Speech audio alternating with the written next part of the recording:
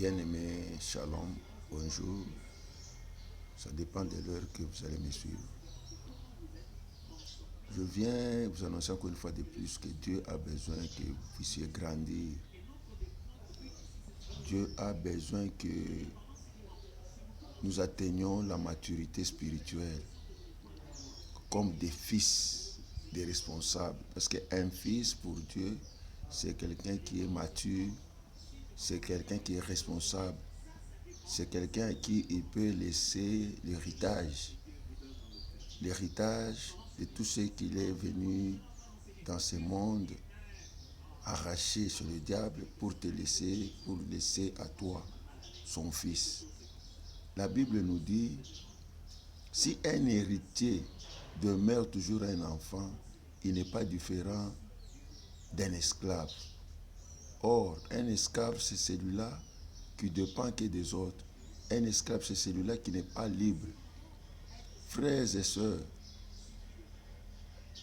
vous qui êtes sauvés par le sang de Jésus, par la mort et la résurrection de Jésus-Christ, Jésus a besoin que vous ayez la maturité, que vous atteigniez au moins la croissance spirituelle.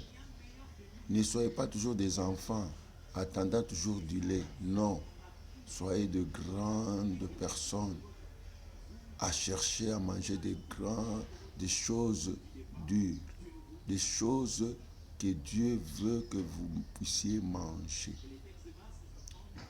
Ne restez pas des petits enfants, soyez des fils pour que vous soyez des vrais héritiers. Car il est écrit, un héritier, quand il demeure toujours enfant, il n'est pas différent à un esclave. Parfois, la vie que tu es en train de mener, tu es un esclave, malgré que tu invoques Jésus, malgré que tu fais tout ce que tu es en train de faire, mais il faut atteindre la maturité spirituelle.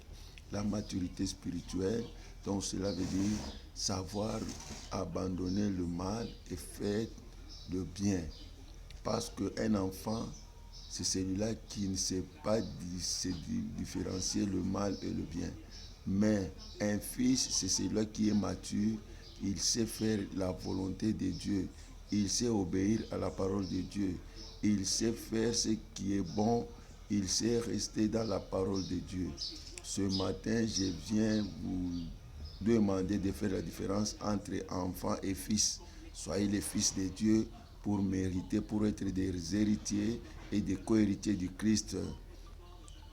Un enfant, c'est celui-là qui ne sait